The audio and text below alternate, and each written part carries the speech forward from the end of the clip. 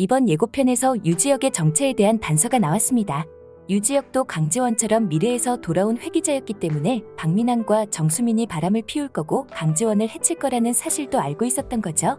예고편에서 나온 장면 중 강지원의 장례식에서 박민환과 정수민이 경찰에 붙들려가는 장면이 있었는데요. 두 사람이 끌려나가는 것을 유지혁이 공허한 눈빛으로 보고 있었습니다. 원작 웹툰에서 강지원이 사망하고 난 후 유지혁이 과거로 회귀하기 전에 겪었던 이야기를 요약해보려고 해요.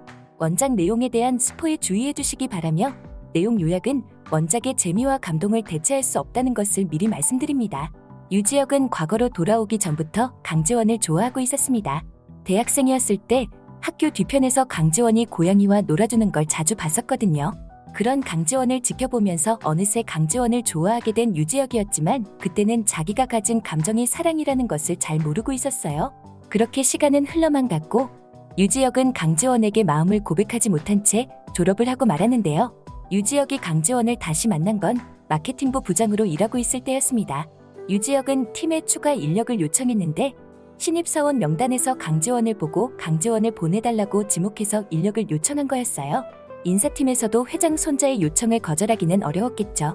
강지원은 유지혁을 기억하지 못해서 부장님으로 깍듯하게 대했고 유지혁도 강지원 앞에서 너무 긴장한 탓에 딱딱하게 굳은 태도만 보이고 말았는데요. 그러던 중 박민환이 먼저 강지원에게 호감을 표시하며 접근했습니다. 유지혁은 그 당시를 두고두고 후회했어요.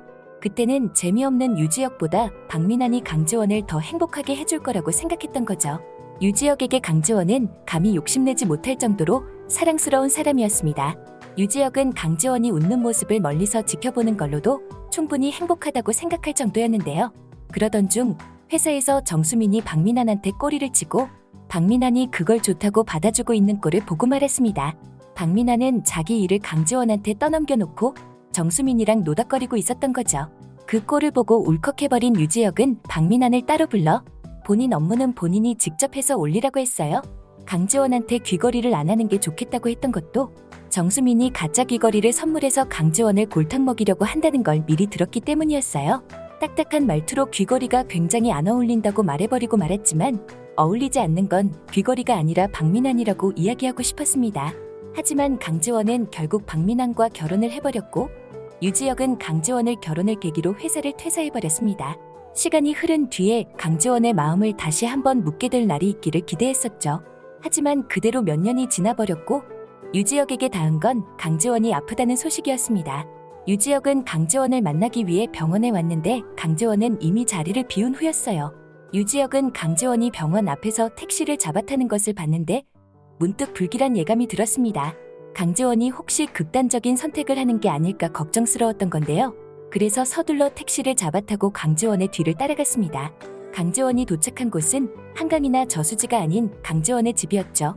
집으로 들어가는 강지원을 보고 유지혁은 안도의 한숨을 내쉬었는데요. 하지만 이상하게 불안하고 초조한 느낌이 들어서 발걸음을 쉽게 돌리지 못했습니다. 그 순간 강지원의 집에서 찢어지는 듯한 비명소리가 들렸고 순식간에 강지원의 집으로 쫓아올라간 유지혁은 거기서 머리에 피를 흘리고 쓰러져 있는 강지원을 발견했던 거죠. 유지혁은 숨이 멎어버린 강지원을 붙잡고 오열했지만 강지원은 이미 10년 전으로 떠난 후였습니다.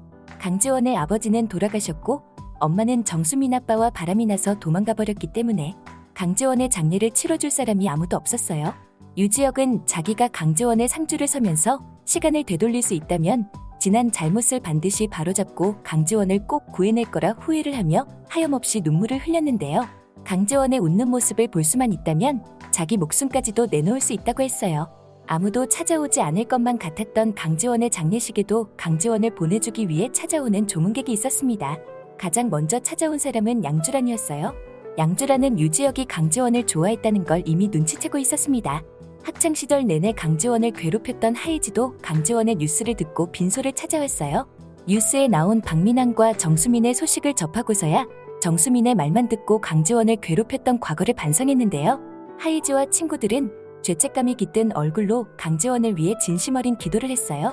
과거로 돌아온 유지혁이 하예지를 직접 참교육하지 않고 동창회에서 반성할 기회를 만들어준 건 강지원의 빈소에서 보여줬던 진심 어린 반성 때문이었습니다. 유희연도 강지원을 만나러 왔는데요. 과거로 돌아오기 전 강지원은 유희연과 친해지지 못했다고 생각했지만 유희연이 기억하는 강지원은 항상 친절하고 계약직일 때도 남모르게 일을 가르쳐주는 좋은 사람이었습니다.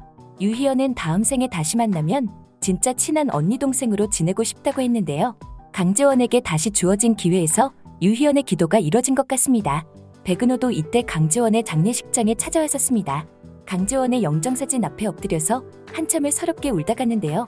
유지혁이 강재원의 동창인 백은호를 알고 있었던 게 강재원의 장례식에서 만난 적이 있었기 때문이었어요.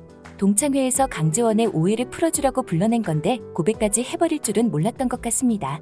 원작에서는 유지혁이 강재원의 비명소리를 듣고 쫓아올라간 시점에서 박민환과 정수민은 이미 경찰에 체포된 것 같은데요.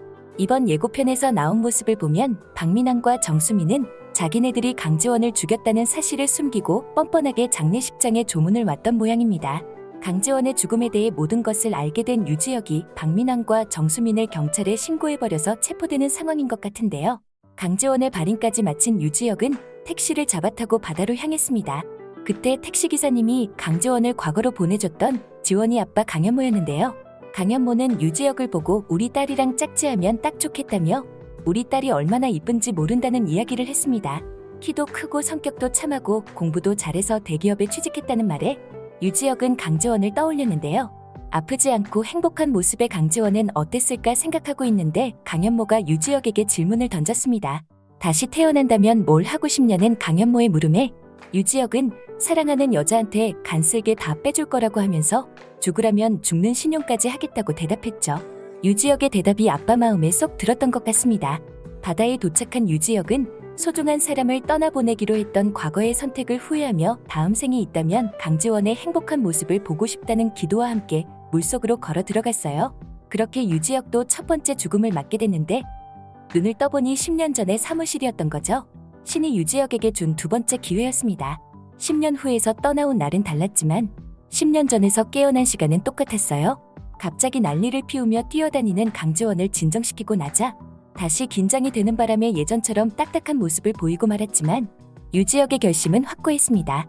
강재원에게 닥칠 불행을 막고 강재원의 행복한 모습을 다시 볼 수 있다면 이번 생은 강재원의 행복을 위해서만 쓰겠다고 말이죠.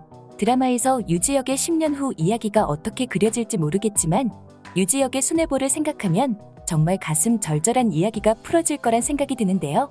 유한일 회장의 캐릭터가 원작과 많이 다른 느낌이라 약간 불안한데 강재원을 알고 나서 어떻게 대하는지를 한번 지켜봐야 할 것 같습니다. 불안한 요소가 조금은 있어야 흥미진진해지고 다음 이야기가 더 궁금하고 그렇잖아요. 여기까지 소심한 리뷰였고요. 혹시 실례가 안 된다면 구독해주시면 안 될까요?